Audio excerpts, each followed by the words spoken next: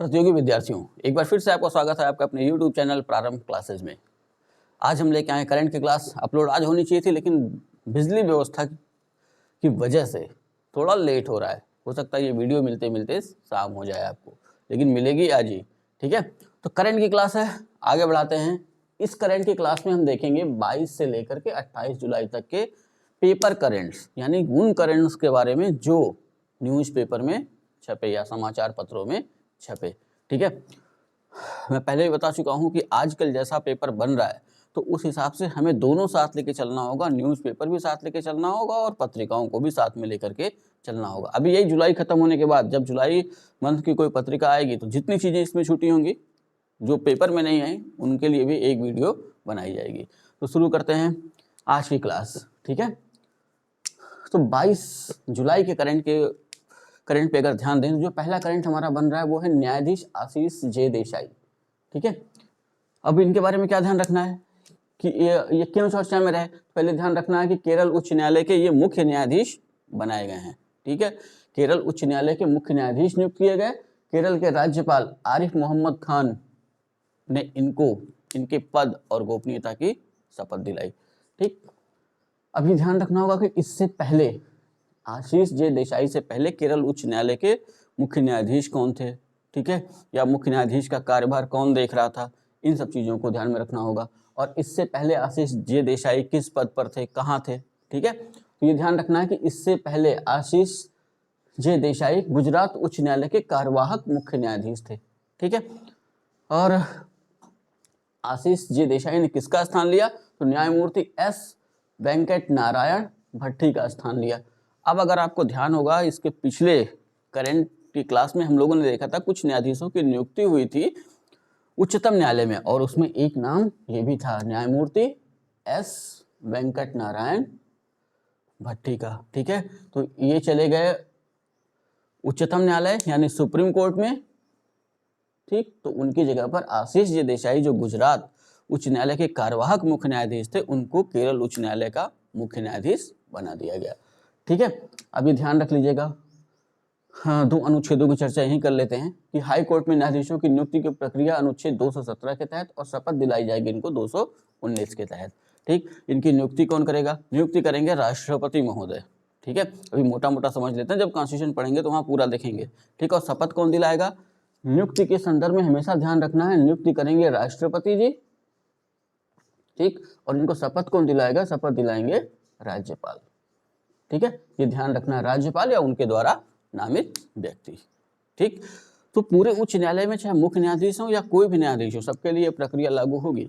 उच्च न्यायालय के न्यायाधीशों की नियुक्ति राष्ट्रपति और शपथ राज्यपाल, नियुक्ति 217 के तहत और शपथ 219 के तहत। ठीक है, अगले करंट पे देखें तो उत्तर प्रदेश से जुड़ा हुआ एक करंट है इंसुलिन ग्लूकोमीटर। ये दो चीजें अलग अलग हैं। ठीक है, तो इंसुलिन क्या है, तो देखा होगा जिसको शुगर की बीमारी हो जाए यानी मधुमेह हो जाए, तो शुगर कई प्रकार के होते हैं, तो उसमें से एक प्रकार में ये होता है कि व्यक्ति का इंसुलिन इतना नीचे चला जाता है कि उसे अलग से इंजेक्शन के माध्यम से इंसुलिन देने की आवश्यकता पड़ती है।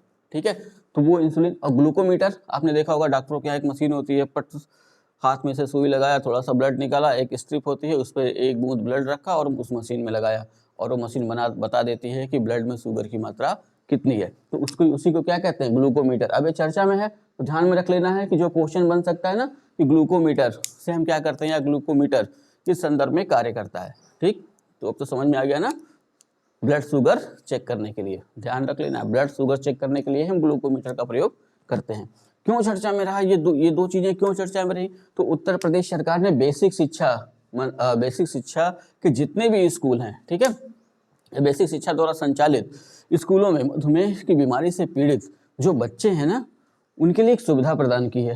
तो वो ऐसा कहा गया कि ये बच्चे जिनको मधुमेह की बीमारी है यानी कि शुगर है, डॉक्टर अगर उनको प्रिस्क्राइब करता है कि उनको शुगर है, हाई शुगर है, और उनको इंसुलिन की जरूरत पड़ती है, या उनको बार बार चेक करना पड़ता है कि उनका शुगर लेवल कितना है, तो इंसुलिन और ग्लूकोमीटर उनको परीक्षा हॉल में ले जाने की, साथ ही साथ क्लास में ले जाने की इजाज़त होगी। ठीक है, ऐसा इजाज़त देने का फैसला लिया गया है। इसमें किस आयु वर्ग तक के लोगों को रखेंगे, तो इसमें 0 से 19 वर्ष, तो 0 से 19 वर्ष के जो बच्चे हैं उनके लिए ये व्यवस्था लागू की गई है बेसिक शिक्षा द्वारा संचालित स्कूलों में। ठीक है, अब इसके साथ साथ ये भी है कि जैसे वो बच्चा अगर कोई शुगर से पीड़ित है, ठीक, तो हो सकता है इंसुलिन देने के बाद उसका शुगर बहुत डाउन हो जाए, तो उसको अपने साथ कुछ मीठी चीज़ें रखनी होंगी, सूखे मेवे रखने होंगे, पानी, फल, ये सारी चीज़ें ले जाने की इजाज़त होगी। बस करना क्या होगा कि ये चीज़ें अगर परीक्षा में ले जा रहे हैं तो वहाँ जो भी अध्यापक गाड़ी में लगे होंगे उनके पास रख देनी होगी, जरूरत पड़ने पे वो उपलब्ध कराएंगे। ठीक है, अगला करंट देखें तो उत्तर प्रदेश से ही आ रहा है। पीछे हम लोगों ने देखा था उत्तर प्रदेश सरकार वृक्षारोपण जन अभियान चला रही है, वृक्षारोपण जन अभियान 2023। और हमने क्या देखा था पिछली क्लास में, इन्होंने ये तय किया था कि 22 जुलाई को हम 30 करोड़ पौधे लगाएंगे और 15 अगस्त को 5 करोड़। तो इस अभियान की शुरुआत हुई 22 तारीख को, 22 जुलाई को। तो देख लेना होगा कहाँ कहाँ से कैसे कैसे शुरुआत हुई और किन किन लोगों ने कहाँ कहाँ कौन कौन से वृक्ष लगाए, और अगर जो आंकड़ा मिला कि कितना टारगेट पूरा किया गया। तो शुरुआत करिए।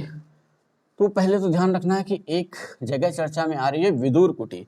विदुर कुटी आश्रम ये है कहाँ पे, बिजनौर से। ठीक है, तो विदुर कुटी आश्रम बिजनौर से इस वृक्षारोपण जन अभियान का प्रारंभ मुख्यमंत्री योगी आदित्यनाथ ने यहाँ गंगा के किनारे कल्प वृक्ष का पौधा लगाकर किया। ठीक है, तो एक लाइन में ध्यान रखना है कि अगर क्वेश्चन पूछे कि उत्तर प्रदेश वृक्षारोपण जन अभियान 2023 का शुभारंभ किसने किया, तो यहाँ शुभारंभ में कई चीजें हैं, तो बाद में देखेंगे। अभी ये ध्यान रखिएगा मुख्यमंत्री ने इसका शुभारंभ कहाँ से किया, तो विदुर कुटी आश्रम, और विदुर कुटी आश्रम कहाँ पे है, बिजनौर। ठीक है, तो यहाँ से इसकी शुरुआत हुई। मुख्यमंत्री ने कौन सा पौधा यहाँ लगाया, तो वो ध्यान रख लेना है, मुख्यमंत्री ने जो पौधा लगाया वो था कल्प वृक्ष का।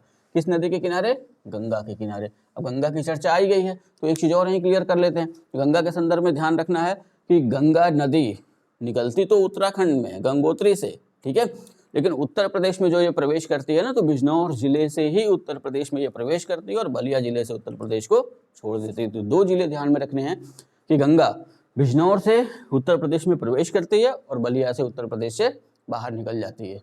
ठीक है, अब यहाँ ध्यान रखिए, ये जो वृक्षारोपण जन अभियान 2023 चलाया जा रहा है ना, तो इसके तहत कितने पौधे लगाने का लक्ष्य है, तो 35 करोड़। अगर क्वेश्चन ऐसे सीधा पूछ लिया कि उत्तर प्रदेश वृक्षारोपण जन अभियान 2023 के तहत सरकार ने कितने पौधे लगाने का लक्ष्य रखा है, तो 30 नहीं ऑप्शन देना है, 3 आंसर, 30 आंसर नहीं देना है, 5 आंसर नहीं देना है, पूरा टोटल कितना आंसर देना है, 35 करोड़ पौधे। और ये 35 करोड़ पौधे लगेंगे कैसे, तो 30 करोड़ लगेंगे 22 जुलाई को और 5 करोड़ लगेंगे 15 अगस्त को। ठीक है, तो कितना हो गया, 35 हो गया ना। तो बस यही ध्यान रखना है कि अगर सीधा पूरा क्वेश्चन है कि उत्तर प्रदेश सरकार ने वृक्षारोपण जन अभियान 2023 के तहत कितने वृक्षारोपण का लक्ष्य रखा है, तो 35 करोड़। अब अलग अलग कर दिया जाए कि 22 जुलाई को कितने पौधे लगाने का लक्ष्य, 30 करोड़, 15 अगस्त को 5 करोड़। समझ में आ गया। ठीक, अब आगे बढ़िए। राज्यपाल महोदय ने क्या किया, तो राज्यपाल आनंदीबेन पटेल ने मथुरा के संस्कृत विश्वविद्यालय छाता में, ठीक है, तो ये ध्यान रखिएगा, ये नाम संस्कृत विश्वविद्यालय छाता कहाँ स्थित है, ऐसा क्वेश्चन बनाया जा सकता है ना। तो संस्कृत विश्वविद्यालय छाता स्थित है मथुरा में। यहाँ पे उन्होंने क्या किया, हरिशंकरी का वृक्ष लगाकर इस अभियान का प्रारंभ किया। ठीक है, आगे ध्यान रखना है कि उत्तर प्रदेश में 2 उप मुख्यमंत्री भी हैं। आदित्यनाथ मुख्यमंत्री हैं, उनके अलावा 2 उप मुख्यमंत्री भी हैं अपने पश्चात, एक है केशव प्रसाद मौर्य जी और एक है ब्रजेश पाठक। तो उप मुख्यमंत्री केशव प्रसाद मौर्य ने कौशाम्बी एवं प्रयागराज में हरिशंकरी का वृक्ष लगाकर इस अभियान का शुभारंभ किया। ठीक, तो थोड़ा सा इसको यहाँ पे देख लीजिएगा, जगह नहीं थी तो उसको लिखा नहीं जा सका गया, तो ब्रजेश पाठक जी का भी तो नाम आ रहा है, वो भी, उनका भी नाम जरूरी है। तो ध्यान रखना है कि जो दूसरे उप मुख्यमंत्री हैं अपने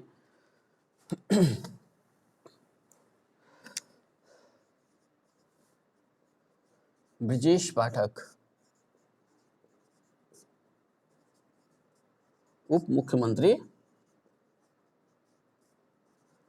अब इन्होंने कहाँ पे पौधे लगाकर इस अभियान का शुभारंभ किया, या कह सकते हैं कि इस अभियान में हिस्सा लिया, तो 2 जगह ध्यान रखना है, लखनऊ और बाराबंकी।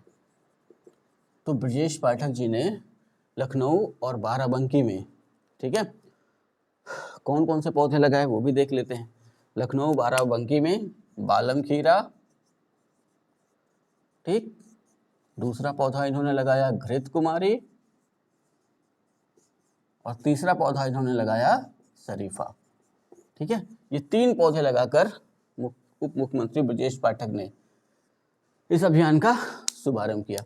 तो 3 चीजें अपने पास तो याद रखनी है। वैसे भी कई लोगों ने जो अलग अलग जगहों से वृक्षारोपण करके इस अभियान का शुभारंभ किया। पहले तो मुख्यमंत्री जी वाला ध्यान रखना है कि कहाँ से इसकी शुरुआत हुई, तो विदुर कुटी आश्रम बिजनौर से, ठीक है। गंगा के किनारे कल्प वृक्ष का पौधा लगा करके इन्होंने शुरुआत की, ठीक। और इस अभियान के तहत कुल कितने पौधे लगाए जाने हैं? 35 करोड़। 30 लगेंगे 22 अप्रैल को, और 5 करोड़ लगेंगे 15 अगस्त को, ठीक है। अब राज्यपाल जी ने कहाँ से पौधे लगा करके इस अभियान का प्रारंभ किया? तो आनंदीबेन पटेल जी ने मथुरा के संस्कृत विश्वविद्यालय छाता से हरिशंकरी का वृक्ष लगाकर इस अभियान का प्रारंभ किया, ठीक। उप मुख्यमंत्री केशव प्रसाद मौर्य ने कौशाम्बी और प्रयागराज में हरिशंकरी का वृक्ष लगाकर इस अभियान का प्रारंभ किया। उप मुख्यमंत्री ब्रजेश पाठक ने लखनऊ बाराबंकी में बालम खीरा, घृत कुमारी और एक और पौधा जो आ रहा है शरीफा, शरीफा सब लोग जानते ही होंगे ना, तो वो पौधा लगा करके इस अभियान का शुभारंभ किया। 2 चीजें यहाँ पे क्लियर कर दूं। पहले तो ये ध्यान कर लीजिए कि जो शाम तक जो सूचना मिली उसके हिसाब से प्राप्त लक्ष्य 22 जुलाई को कितना रहा? तो 30 करोड़ 21 लाख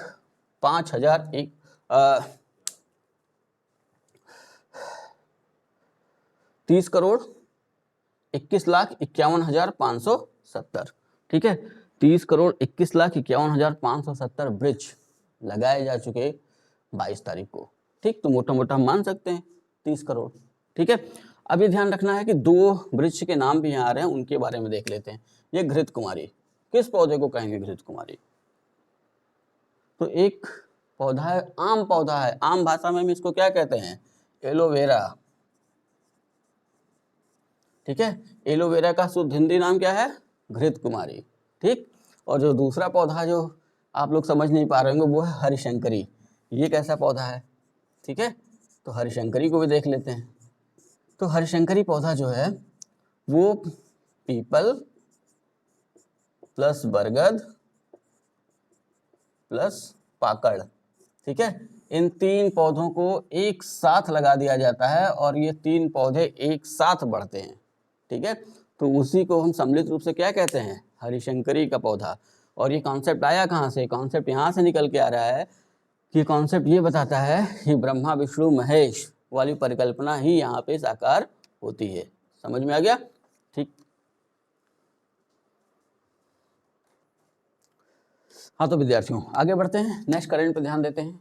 उत्तर प्रदेश की एक जगह चर्चा में है जिसका नाम है शुक तीर्थ, ठीक है। पहले देख लेना होगा कि ये कहाँ पे स्थित है, ठीक, फिर देखेंगे क्यों चर्चा में। अगर स्थित की बात करें तो उत्तर प्रदेश के मुजफ्फरनगर जिले में स्थित है, ठीक है। एक अपने पास और जिला है भारत में, वो है मुजफ्फरपुर, इस पे भी ध्यान रखना है। ये कहाँ पे है? बिहार में। और क्यों चर्चा में रहा? यहाँ पे पाई जाती है शाही लीची, और शाही लीची को पिछले साल मिला था जीआई टैग, ग्लोबल इंडिकेशन या भौतिक संकेतक, ठीक है। लेकिन ये कौन सा है? ये मुजफ्फरपुर नहीं है, ये है मुजफ्फरनगर जिले में स्थित है। पहले इसका नाम था शुक्रताल, ठीक है। 23 सितंबर 2018 को इसका नाम परिवर्तन कर दिया गया और नाम परिवर्तन करके शुक्रताल हो गया शुक तीर्थ।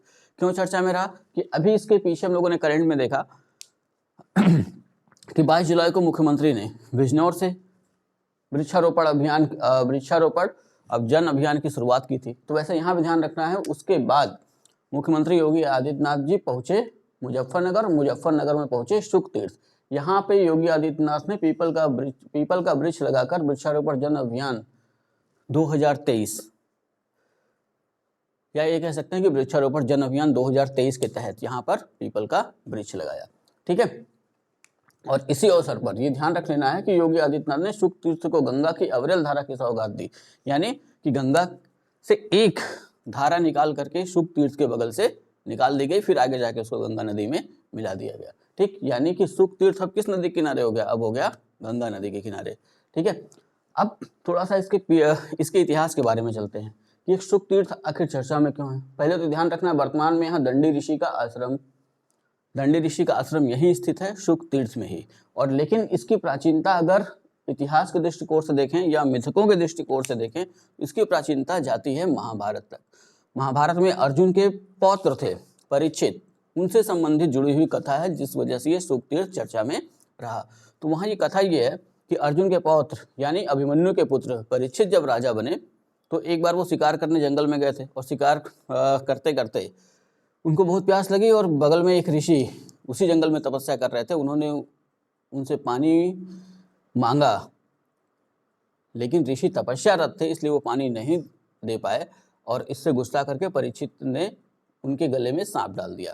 कहा जाता है कि श्रृंगी ऋषि उस समय तपस्यारत थे, तो जब सांप डाल दिया, जब ऋषि की तपस्या या जब उनकी तपस्या से वो जब उठे या साधना से उठे, तो उन्होंने तुरंत परीक्षित को श्राप दे दिया कि 7 दिन के भीतर सांप के काट लेने से इनकी मृत्यु हो जाएगी।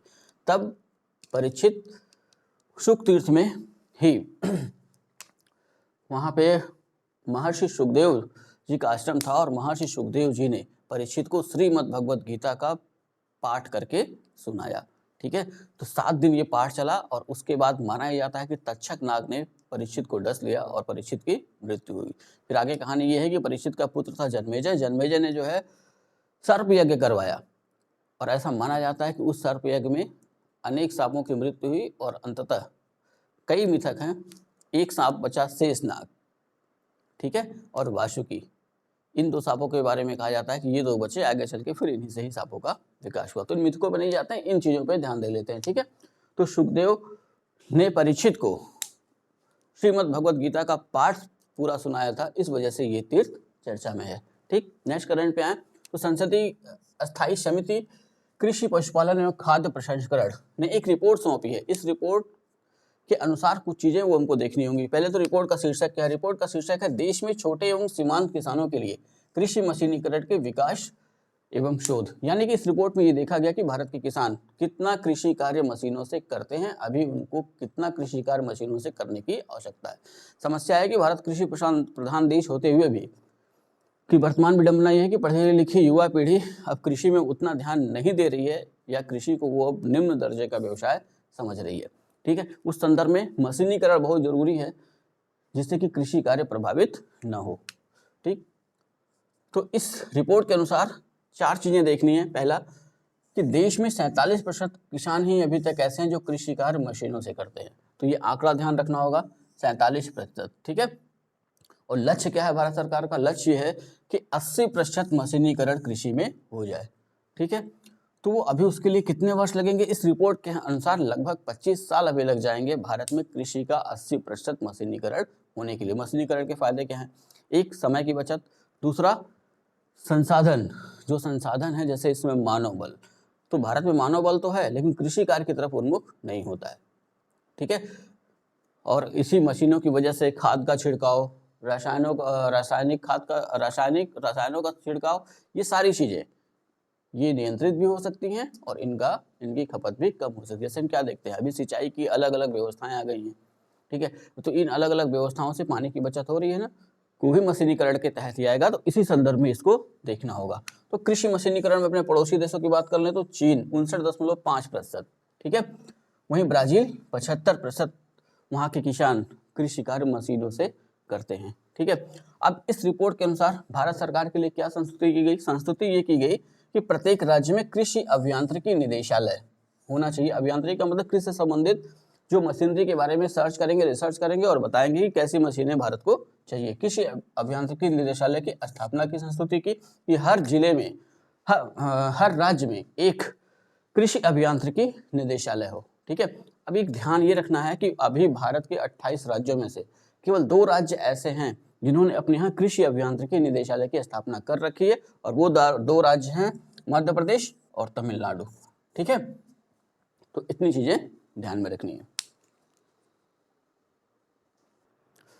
हाँ, तो विद्यार्थियों आगे बढ़ते हैं और नेक्स्ट करंट पे ध्यान देते हैं। अगला करंट जो है 22 तारीख का ही करंट है। एक जगह है श्रीमंतपुर, ठीक है, एकीकृत भूमि बंदरगाह के लिए चर्चा में रहा। ये है क्या? ठीक है, एकीकृत भूमि बंदरगाह का मतलब समुद्र के किनारे नहीं, ये समझ लेना है। ठीक, हाँ, कहीं की नदी से तो जुड़ा रहना है इसको। अब ये चर्चा में क्यों रहा, कहाँ स्थित है, पूरी जानकारी देखते हैं। श्रीमंतपुर एकीकृत भूमि बंदरगाह स्थित है सिपाही झाला जिला और राज्य है त्रिपुरा। ठीक है, क्यों चर्चा में रहा? तो केंद्रीय वित्त मंत्री निर्मला सीतारमण इस भूमि बंदरगाह के दौरे पर रही। ठीक है, और इसके साथ ही साथ त्रिपुरा में ही गोमती नदी के तट पर बने घाट का भी निरीक्षण की। ठीक, ये चर्चा में इसलिए ध्यान में रखना है ना कि बांग्लादेश से हम अंतर्देशीय जल व्यापार कर रहे हैं और इस जल व्यापार के संदर्भ में इस गोमती नदी से ही बांग्लादेश से जहाज त्रिपुरा आ रहे हैं, त्रिपुरा से जहाज बांग्लादेश आ रहे हैं। ठीक है, ये ध्यान रखना है। उसी संदर्भ में ये बंदरगाह और वही उसी संदर्भ में गोमती नदी के तट पर बन रहा ये घाट। ठीक, अब ये ध्यान रखना है कि जो हमारा बांग्लादेश के बीच व्यापार हो रहा है त्रिपुरा से, वो मुख्य रूप से कहाँ से? तो सोनपुरा त्रिपुरा से दाऊकांडी बांग्लादेश के बीच गोमती नदी द्वारा अंतर्देशीय जल संपर्क स्थापित है। ठीक है, दो जगहों का नाम ध्यान रखिएगा। सोनपुर कहाँ पे है? त्रिपुरा में। दाऊकांडी कहाँ पे है? बांग्लादेश में। ठीक है, और किस नदी द्वारा ये दोनों जुड़ रहे हैं? गोमती नदी द्वारा। ठीक है, आगे ध्यान में रखना है कि कुछ चीजें थोड़ी पीछे चलें तो 2016 में निर्मला सीतारमण जी जब वाणिज्य राज्य मंत्री थी तो उन्होंने श्रीमंतपुर आईसीपी का उद्घाटन किया था। आईसीटी, यहाँ आईसीपी का मतलब इंटीग्रेटेड चेक पोस्ट, यानी कि दूसरे देश से जब अपने देश में कहीं आएंगे तो चेक पोस्ट तो होगा ही। तो वहाँ आईसीपी की स्थापना की गई थी और उसका उद्घाटन वाणिज्य राज्य मंत्री रहते हुए निर्मला सीतारमण ने किया था 2016 में। और इसी संदर्भ में इसी त्रिपुरा के ही दौरे पर जब वित्त मंत्री जी रही तो यहाँ सबसे लास्ट में इस पे ध्यान बना लीजिएगा कि 21 जुलाई 2023 को केंद्रीय वित्त मंत्री निर्मला सीतारमण ने मंत्री बारी रोड, जगह का नाम है अगरतला की सबसे पास एरिया, ठीक है, मंत्री बारी रोड अगरतला में जीएसटी भवन का भी उद्घाटन इन्होंने किया। ठीक, ये तो करंट के पर्पज से हो गया। आगे देखते हैं, एक नदी जो अपने पास आ रही है ना, गोमती नदी, तो ये ध्यान रख लेना है, इसको हम गोमती नदी कह लें या वहाँ की भाषा में इसको हम कहते हैं गुमती नदी। कहाँ पे है? त्रिपुरा में। ठीक है, तो अभी यही बता देना चाह रहा हूँ कि एक गोमती अपने पास भी तो है। लखनऊ किस नदी के किनारे? गोमती नदी के किनारे। ठीक है, लखनऊ स्थित है और ये गोमती कहाँ से निकलती है? फुलहर झील, पीलीभीत के फुलहर झील से। ठीक है, तो ये दूसरी गोमती नदी है जो उत्तर प्रदेश में इसका प्रवाह क्षेत्र है। और यही गोमती आगे चल के औड़िहार, और औड़िहार किस जिले में? गाजीपुर में किस नदी से मिल जाती है? गंगा नदी। ठीक है, तो ये गोमती नहीं, एक और गोमती जब चर्चा में आई है तो वहां भी ध्यान बनाकर रखना होगा कि गोमती या गुमती नदी त्रिपुरा, कैसे इसका निर्माण हुआ? तो वहीं त्रिपुरा में ही दो नदियां शर्मा और रायमाश के मिलन से इसका निर्माण होता है। शर्मा का उद्गम है अथमुरा पर्वत, रायमाश का उद्गम है लोंगथराई पर्वत और दक्षिणी त्रिपुरा जिले में धुचाई बारी में इन दो नदियों का मिलन होता है, शर्मा और रायमाशा का, और इन दो नदियों के मिलन से जो नदी बनती है वो है गोमती। ठीक है, अब गोमती का मुहाना कहाँ है? कहाँ ये नदी जाकर के अपने जल को त्यागेगी? बंगाल की खाड़ी में त्याग रही है किसी नदी में? तो ध्यान रखना है कि इसका मुहाना मेघना नदी, बांग्लादेश में। ठीक है, जब गंगा नदी तंत्र पढ़ेंगे तो वहां देखेंगे कि मेघना कैसे।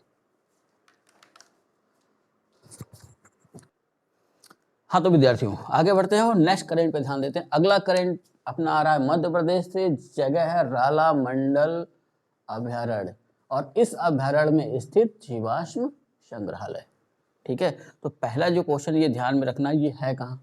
तो ये इंदौर कहाँ पे है? मध्य प्रदेश। इंदौर के बारे में सब तो जानते होंगे, लगातार कई वर्षों से भारत का सबसे स्वच्छ शहर घोषित किया जा रहा है इसको, इंदौर को। ठीक है, आगे ध्यान रखना है कि राला मंडल अभयारण्य इंदौर में या मध्य प्रदेश। ठीक, और यहाँ पे क्या स्थित है? जीवाश्म संग्रहालय। अब ये चर्चा में है तो ऐसा भी पूछा जा सकता है कि इनमें से किस अभयारण्य में जीवाश्म संग्रहालय स्थित है? तो ये अपना हो जाएगा आंसर, जीवाश्म संग्रहालय अलग है, जीवाश्म अभयारण्य अलग। ठीक है, दोनों का अंतर ध्यान में रखिएगा। आगे देखिए, इस अभयारण्य में स्थित जीवाश्म संग्रहालय को 29 जुलाई 2023 को अंतर्राष्ट्रीय बाघ दिवस के अवसर पर, ठीक है, अवसर पर पुनः खोला गया। ठीक, तो 29 जुलाई अंतर्राष्ट्रीय बाघ दिवस। तो ये संग्रहालय क्यों पुनः खोला गया? क्योंकि मार्च 2020 में एक बीमारी आई थी, कोविड-19 यानी कोरोना, जिसकी वजह से इस संग्रहालय को बंद कर दिया गया था और पुनः 29 जुलाई 2023 को इस संग्रहालय को आम लोगों के लिए खोला गया। ठीक है, ये ध्यान रख लेना है। ठीक, नेक्स्ट ध्यान में रखिए कि यह इस संग्रहालय में है क्या, जीवाश्म संग्रहालय है। तो जीवाश्म यहाँ है डायनासोर के अंडे, समुद्री जीवों, भीमकाय वृक्षों के जीवाश्म। ठीक है, तो यहाँ करोड़ों वर्ष पुराने डायनासोर के अंडों के जीवाश्म, उसमें वृक्ष बहुत बड़े बड़े हुआ करते थे, तो उन विशालकाय वृक्षों के जीवाश्म। ठीक है, साथ ही साथ उस समय के समुद्री जीवों के जीवाश्म, उनको यहाँ पे रखा गया है इस संग्रहालय में लोगों के देखने के लिए। ठीक, अब ये मिला कहाँ से, इस संग्रहालय की स्थापना कैसे हुई, इस चीज को ध्यान में रख लेना है। तो जीवाश्म विशेषज्ञ हैं विशाल वर्मा, उन्होंने इस संग्रहालय को ये पुरातात्विक जीवाश्म दान में दिए। ठीक है, जो डायनासोर का अंडा देख रहे हैं, समुद्री जीवों के जीवाश्म देख रहे हैं, वो बड़े बड़े वृक्षों के जो जीवाश्म है, वो उन सबको विशाल वर्मा ने इस संग्रहालय को दान में दे दिया, या कह सकते हैं राला मंडल अभयारण्य को दान में दे दिया, और उस अभयारण्य ने वहां पर बना दिया एक जीवाश्म संग्रहालय। इस जीवाश्म संग्रहालय की स्थापना कब हुई, और 2011 में इस जीवाश्म संग्रहालय का उद्घाटन किया गया। ठीक है, तो यहाँ से जो क्वेश्चन बनता हुआ दिख रहा है ना, वो राला मंडल अभयारण्य, इस पे विशेष ध्यान रखना है कि राला मंडल अभयारण्य कहाँ स्थित है। और उस, या जब भी शुरुआत में जैसे मैंने बताया, ऐसे ही पूछ सकता है कि इनमें से किस जगह पर एक जीवाश्म संग्रहालय स्थित है, जिसे 29 जुलाई 2023 को पुनः दर्शकों के लिए खोला गया। समझ में आ गया। नेक्स्ट करंट पे आइए। अब 23 के करंट को देखते हैं। 23 में जो पहला करंट हमारा बन रहा है ना, तो एक अच्छी सी हेडिंग मैंने दी है उसको, केंद्र सरकार की मुकदमेबाजी। ठीक है, तो केंद्र सरकार की मुकदमेबाजी का मतलब कि जो भी व्यक्ति केंद्र सरकार के ऊपर कोई मुकदमा करता है, तो वो कौन देखेगा उस मुकदमे, तो केंद्र सरकार देखेगी। जिस मंत्रालय पर मुकदमा किया गया वो मंत्रालय देखेगा, लेकिन है तो केंद्र सरकार के तहत ही। तो ध्यान रखना है कि जो कानून मंत्री हैं अर्जुन राम मेघवाल, उन्होंने 23 तारीख को संसद में बोलते हुए दो चीजें बताई। पहला कि 2018 से अब तक, तो यहाँ जैसे ही 2018 का मतलब 1 अप्रैल 2018, ठीक है, 1 अप्रैल 2018 से अब तक, यानी कि 31 मार्च 2023 कह सकते हैं, अब तक सरकार ने मुकदमों में 272 करोड़ रुपए से अधिक खर्च किए हैं। ठीक है, यानी सरकार के ऊपर जो मुकदमे लगाए गए, उस मुकदमों की पैरवी में सरकार ने 272 करोड़ रुपए से अधिक खर्च कर डाले हैं। तो आखिर देखिए कितना मुकदमा सरकार के ऊपर। तो इस तरह देखा जाए तो इन सालों में, यानी 2018 से 2023 के बीच में 6,36,606 मुकदमे 56 मंत्रालयों पर दर्ज हैं। ठीक है, यानी कि भारत सरकार के 56 मंत्रालयों पर 6,36,605 मुकदमे दर्ज किए गए हैं, और इन मुकदमों की पैरवी में भारत सरकार ने 272 करोड़ रुपए से अधिक धन खर्च कर डाला है। ठीक, उत्तर प्रदेश से निकलता हुआ एक और करंट आपको ध्यान में रखना है। ठीक, और वो करंट है अपना शक्ति दीदी अभियान। तो पहले तो ये ध्यान में रखिएगा, शक्ति दीदी अभियान किस राज्य से, तो उत्तर प्रदेश से। ठीक है, तो शक्ति अभियान हमको पता ही है, सरकार ने लॉन्च किया था, अभी भी चल रहा है। तो महिलाओं और बच्चियों की सुरक्षा के लिए शक्ति अभियान चलाया जा रहा है। तो उसी के तहत शक्ति दीदी अभियान है, महिलाओं और बच्चियों की सुरक्षा, सम्मान और स्वावलंबन हेतु उत्तर प्रदेश सरकार द्वारा चलाया गया 10 दिवसीय 21 जुलाई से 30 जुलाई तक चलाया गया 10 दिवसीय अभियान है, जिसके तहत महिलाओं को और बच्चियों को अपनी सुरक्षा करने के लिए, अपने सम्मान की रक्षा करने के लिए और उनको स्वावलंबी बनाने के लिए ये सारे टिप्स जो है इसमें दिए जाएंगे। तो अभी जो ये चलाया गया, तो 21 जुलाई से 30 जुलाई 2023, यानी 10 दिन के लिए। अब जैसे मैंने शुरुआत में बोला कि ये मिशन शक्ति के तहत ही इसे लॉन्च किया गया है। ध्यान रखना है कि इसमें हेड कौन होगा, तो पुलिस विभाग की शक्ति दीदी। ठीक है, तो पुलिस विभाग की शक्ति दीदी होंगी कौन, तो जो महिला आरक्षी, यानी कि जिनको महिला पुलिस कहते हैं। ठीक है, पुलिस को शुद्ध हिंदी में जो है अपने यहाँ आरक्षी कहते हैं।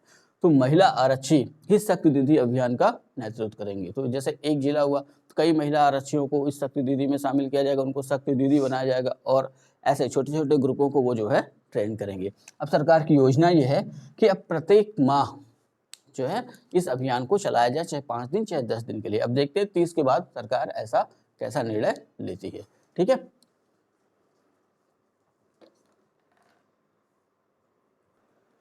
हाँ तो विद्यार्थियों आगे बढ़ते हैं। 23 तारीख अगला करंट अपना है। 2 नाम भारत के चर्चा में, सात्विक साईराज रैंकी रेड्डी एवं चिराग शेट्टी। तो ये दोनों हैं क्या, तो भारतीय बैडमिंटन खिलाड़ी हैं। अमूमन डबल्स प्रतियोगिता जो होती है ना बैडमिंटन की, उसमें दोनों एक साथ खेलते हैं। ठीक, अब क्यों चर्चा में रहे, तो इन दोनों की जोड़ी ने कोरिया ओपन सुपर 500 बैडमिंटन 2023 के पुरुष डबल्स का खिताब जीता। ठीक है, और इस जोड़ी ने फाइनल में इंडोनेशिया के फजर अल्फियान और मोहम्मद रियान आर्दियांतो को पराजित किया।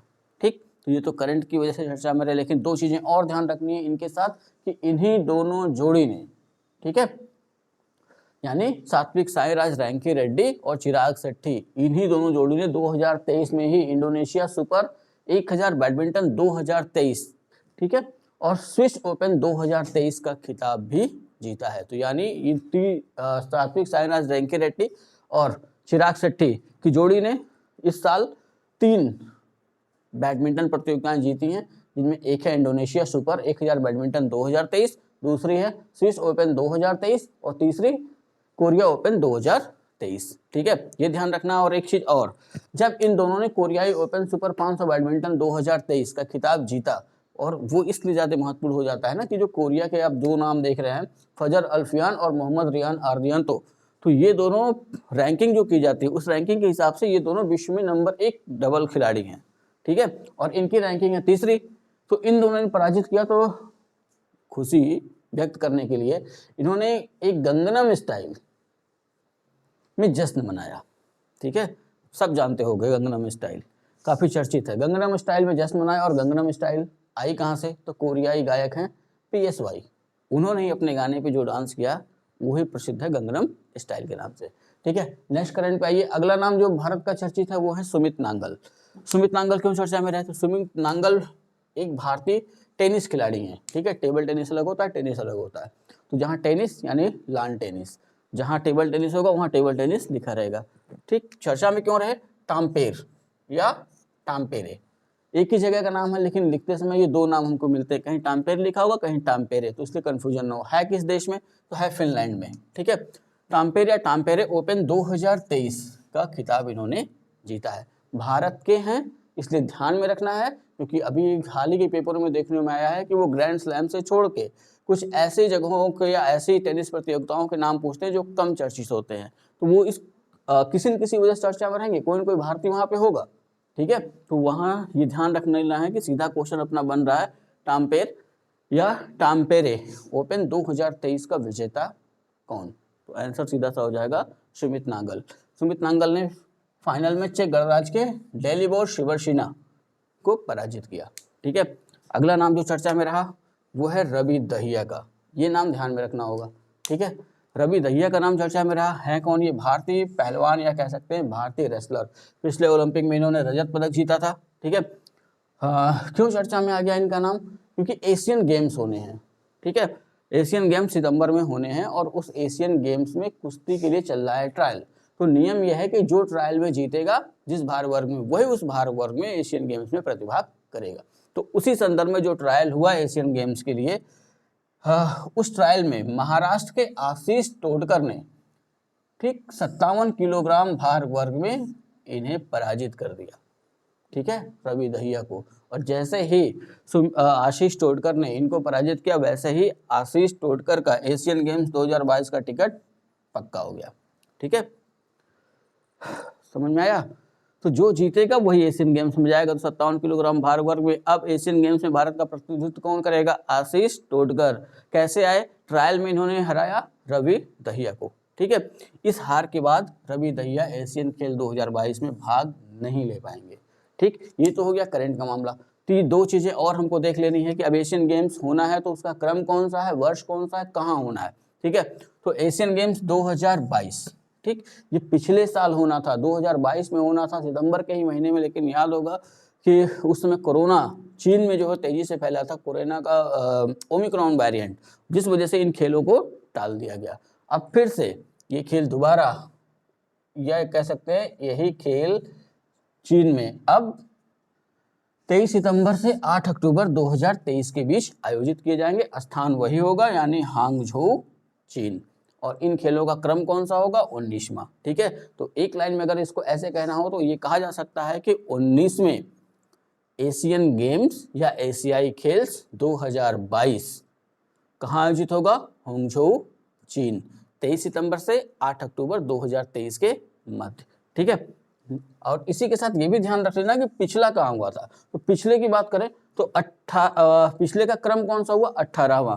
तो 18वां, ऊपर चलिए, 18वां एशियन गेम्स, ठीक है, हुआ जकार्ता और पालेम्बांग, इन दो शहरों में। ये दो शहर है कहाँ? इंडोनेशिया में। वर्ष कौन सा रहा? 2018।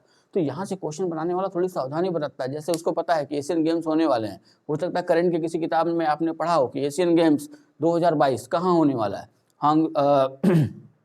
हांगझोउ, चीन। बस वो क्या करेगा? धीरे से बदल देगा। बदलेगा कैसे? सन उन सब हट जाएगा। क्या लिखेगा कि 18वें एशियन गेम का आयोजन किया, या 18वें एशियन गेम हुए, या 18वें एशियन गेम, खाली इतना करके छोड़ देगा। तो ये क्रम ध्यान रखना है कि 18वां 18 में हो चुका है। ठीक है, अब 22 में जो होने जा रहा है वो है 19वां। 18वें का स्थान है, देश पूछे तो इंडोनेशिया, जगह पूछे तो दो, जकार्ता इंडोनेशिया की राजधानी, ठीक है, पालेम्बांग, इन दो शहरों में। ठीक है, और इस बार जो कहाँ हो रहा है? हांगझोउ, चीन में।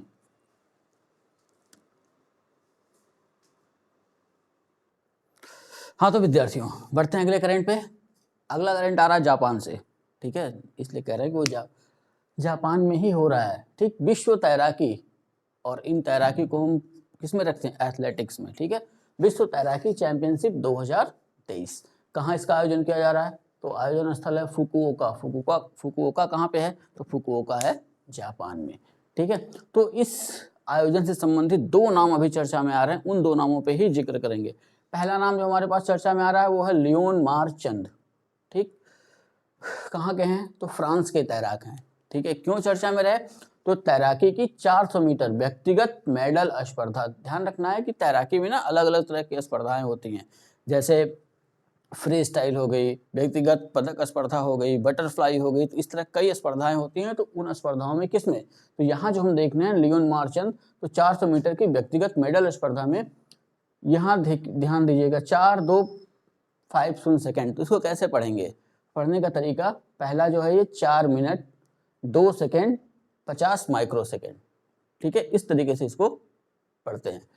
4-2-50 सेकेंड के विश्व रिकॉर्ड के साथ स्वर्ण पदक जीता।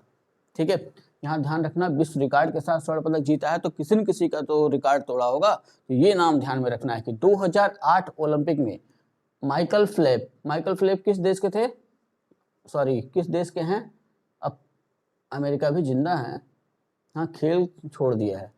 2008 ओलंपिक में माइकल फेल्प्स के बनाए रिकॉर्ड 4:03:84 सेकेंड, मतलब 4 मिनट 3 सेकेंड 84 माइक्रो सेकेंड में इन्होंने 400 मीटर की व्यक्तिगत मेडल स्पर्धा में पदक जीता था 2008 के ओलंपिक में। उनके रिकॉर्ड को लियोन मारचंद ने तोड़ा। अगला नाम यहीं से चर्चा में आ रहा है, यानी विश्व तैराकी चैंपियनशिप 2023 से ही, वो नाम है एरियरन टिटमिश। ठीक है, तो ये एरियरन टिटमिश क्यों चर्चा में रही? तो ये ऑस्ट्रेलिया की महिला तैराक है। ठीक है, और इन्होंने भी वही काम किया है। यहाँ पे ध्यान रखिएगा, ये 400 मीटर फ्री स्टाइल स्पर्धा। ठीक है, 400 मीटर फ्री स्टाइल स्पर्धा में 3:55:38 सेकेंड, यानी 3 मिनट 55 सेकेंड 38 माइक्रो सेकेंड के विश्व रिकॉर्ड के साथ स्वर्ण पदक जीता। तो यहाँ प्रतियोगिता बदल गई, फ्री स्टाइल स्पर्धा। ठीक, वहाँ हमने क्या देखा था? व्यक्तिगत मेडल स्पर्धा, रिकॉर्ड के साथ स्वर्ण पदक जीता। तो किसका रिकॉर्ड तोड़ा? तो कनाडा की समर मैकइंटोश के 3:56:08 सेकेंड के रिकॉर्ड को इन्होंने तोड़ा। ठीक है, बस ये दो नाम ध्यान में रखना है आपको। अगला नाम जो चर्चा में रहा वो लहिरू थिरिमाने। ठीक, श्रीलंका के क्रिकेट खिलाड़ी हैं जिन्होंने अंतर्राष्ट्रीय क्रिकेट के सभी प्रारूपों से संन्यास लेने की घोषणा कर दी। खाली नाम जानना है किस देश के, बस इतना ध्यान रखना है। ठीक है, एक चीज और चर्चा में आ रहा है, इस पे ध्यान बनाकर रखिएगा, अकीरा। ठीक है, तो अकीरा क्या है जो अभी हाल में चर्चा में है? तो ध्यान रखना है कि इंटरनेट रैंसमवेयर वायरस है ये। ठीक है, इंटरनेट रैंसमवेयर वायरस है, और इसे Indian computer emergency response team, ठीक है, ने इस वायरस के हमले को लेकर इंटरनेट यूजर्स को सावधान किया है। और ये करेगा क्या? तो विंडोज और लिनक्स आधारित जितने भी कंप्यूटर सिस्टम हैं उनमें ये वायरस जा रहा है, और जाने के बाद व्यक्तिगत जानकारी चुरा लेता है, और व्यक्तिगत जानकारी चुराने के बाद उसको कर देता है लॉक। और फिर उस जानकारी को ओपन करने के संदर्भ में वो मांगता है लोगों से पैसे। ठीक है, जैसे मान लीजिए हमारी कोई फाइल है, मान लेते हैं फोटो वाली, ठीक है, या वीडियो गैलरी, तो ये कि जैसे वायरस आएगा क्या करेगा, वीडियो गैलरी को लॉक कर देगा। अब वीडियो गैलरी लॉक हो गई, हम उसमें से कुछ निकाल ही नहीं सकते। अब ये हमारे पास फ़ोन करेगा और बताएगा कि भाई अगर वीडियो गैलरी खोलना है तो बताइए, इतना पैसा लगेगा। एक तरीके से फिरौती। ठीक है, तो इसलिए इससे सावधान रहना है। ठीक, अगली जगह जो चर्चा में आ रही है वो है कुरनूल। कहाँ स्थित है? आंध्र प्रदेश। ठीक, क्यों चर्चा में? तो यहाँ का एक गांव चर्चा में है, उस गांव का नाम है मंत्रालयम गांव। ठीक, तुंगभद्रा नदी के तट पर यह गांव बसा हुआ है। और तुंगभद्रा नदी नाम आते ही ध्यान रख लेना है कि तुंगभद्रा नदी प्राचीन भारत के संदर्भ में चलें या मध्यकालीन भारत के संदर्भ में चलें तो विजयनगर साम्राज्य इसी नदी के किनारे विकसित हुआ। ठीक है, हम्पी के स्मारक हो जाएं, हम्पी भी तुंगभद्रा नदी के ही तट पर है, तो वो ध्यान में रखना है। अभी क्यों वर्तमान में चर्चा रहा कि यहाँ जो मंत्रालयम गांव है वहाँ भगवान श्री राम की 108 फीट ऊंची, ये ध्यान में रखना है, ऊंची प्रतिमा स्थापित की जाएगी। ठीक है, और इस संदर्भ में गृह मंत्री अमित शाह ने वीडियो कॉन्फ्रेंसिंग के माध्यम से इस प्रतिमा का कर दिया है शिलान्यास। ठीक, लगभग 500 करोड़ रुपए से अधिक के खर्च की अनुमानित किया गया है कि लगभग 500 करोड़ रुपए से अधिक खर्च इसमें आएगा। और मंत्रालयम गांव किस लिए प्रसिद्ध है? तो यहाँ राघवेंद्र स्वामी का मंदिर है। ठीक है, तो इसको ध्यान में रखिएगा। और जो इंटरनेट यूजर्स हैं उनके लिए, जो सोशल मीडिया पे जुड़े रहते हैं उनके लिए एक चर्चा में है थ्रेड्स। ठीक है, तो थ्रेड्स तो मेटा प्रौद्योगिकी कंपनी का सोशल नेटवर्किंग मंच। तो मेटा प्रौद्योगिकी कंपनी का सोशल नेटवर्किंग मंच है। तो अगर मेटा को देखा जाए तो मेटा सामान्य तौर पर हम इसे भारत में जो जानते हैं वो जानते हैं फेसबुक। ठीक है, अब फेसबुक क्या हो गया? अब फेसबुक मेटा हो गया है। और फेसबुक के ही सीईओ मार्क जुकरबर्ग ने आगे चल के व्हाट्सएप को खरीद लिया है। ठीक है,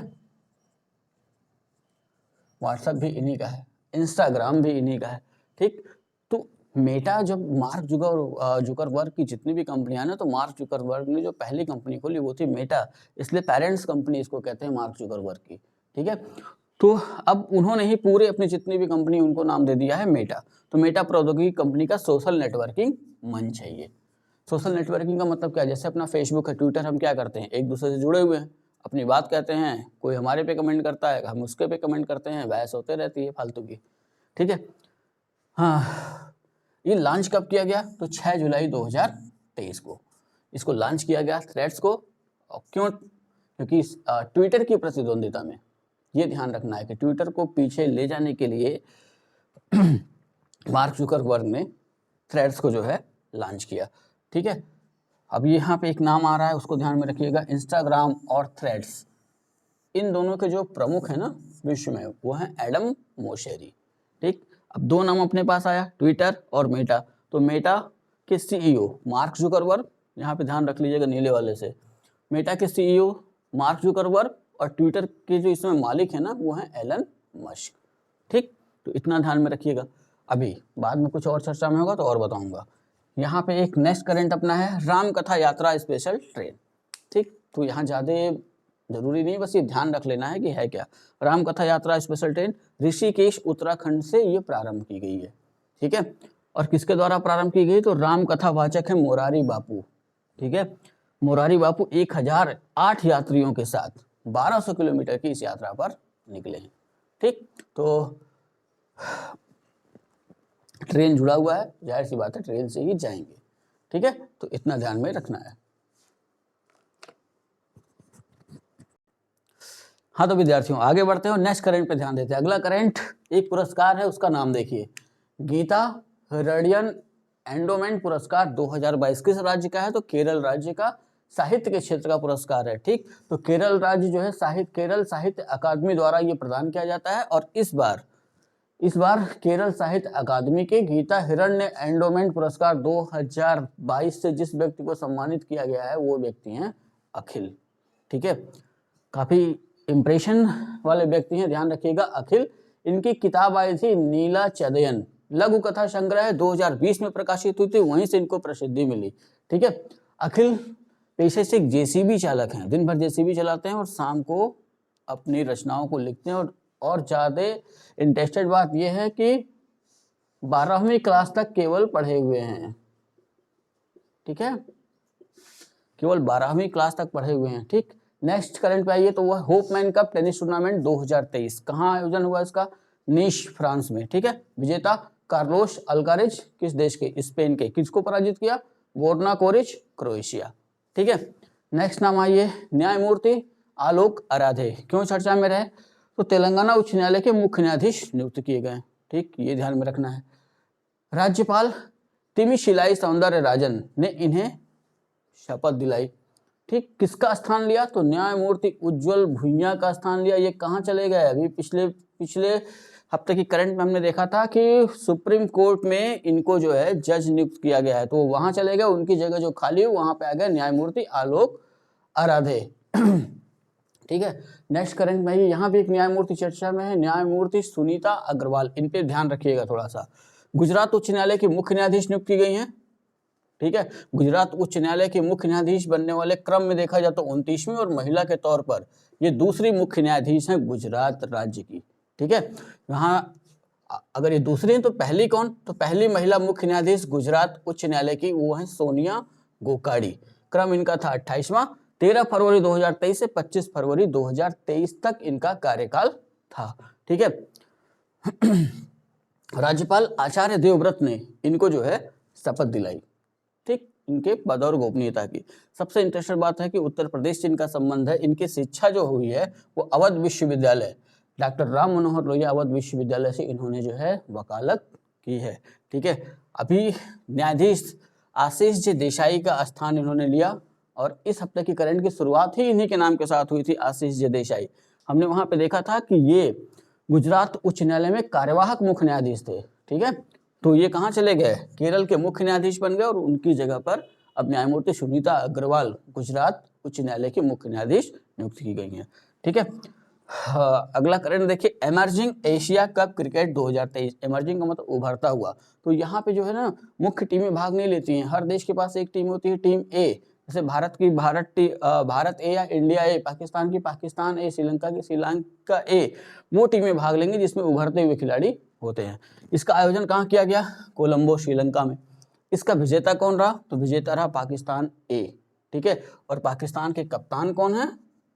कप्तान रहे मोहम्मद हारिस। और उप विजेता रहा भारत। भारत के कप्तान रहे एस धुल। ठीक है, टीमों की संख्या रही 8। तो 8 टीमें हैं। तो ये ध्यान रखना है कि एशिया कप है तो एशिया की ही टीमें इसमें भाग लेंगी। तो चार देश तो ऐसे हैं जो क्रिकेट खेलते हैं, सीधे सीधे उनको अपने हाथ पे रख लीजिए। ठीक है, पहले इंडिया ए, पाकिस्तान ए, बांग्लादेश ए, श्रीलंका ए, 5वें पे रख लीजिए अफगानिस्तान ए। ठीक है, फिर उसके बाद नेपाल ए, यूएई ए, ओमान ए, हो गया पूरा 8 देश। ठीक है, तो वीडियो करंट इस हफ्ते कुछ ज़्यादा ही है, तो इसलिए 2 पार्ट में इसको विभाजित किया जा रहा है। और ये पहला पार्ट मैं आपको आज शाम तक आपको जब आप देख रहे होंगे तो मिल चुका होगा। ठीक है, नेक्स्ट पार्ट कल दोपहर तक अगर सब कुछ सही रहा, जैसे कल लाइट नहीं थी इस वजह से ये समस्या आई कि अभी तक आपको उपलब्ध नहीं हो पाया। ठीक है, तब तक इतना तैयार करिए, नेक्स्ट पार्ट लेकर के हम उपस्थित होंगे कल आपके सामने आभासी माध्यम से। ठीक, सारे करंट पेपर के हैं, सारे इंपॉर्टेंट हैं, ध्यान से एक एक चीज को पढ़ डालिएगा और जैसा बताया वैसा सुन डालिएगा। ठीक, अगर वीडियो अच्छी लग रही हो तो लाइक करिए, शेयर करिए, कमेंट करिए और अपने दोस्तों को भी प्रेरित करिए कि वो चैनल को सब्सक्राइब करें। ठीक है, मिलते हैं करंट के इसी वीडियो के दूसरे भाग में जल्द ही। तब तक के लिए जय हिंद।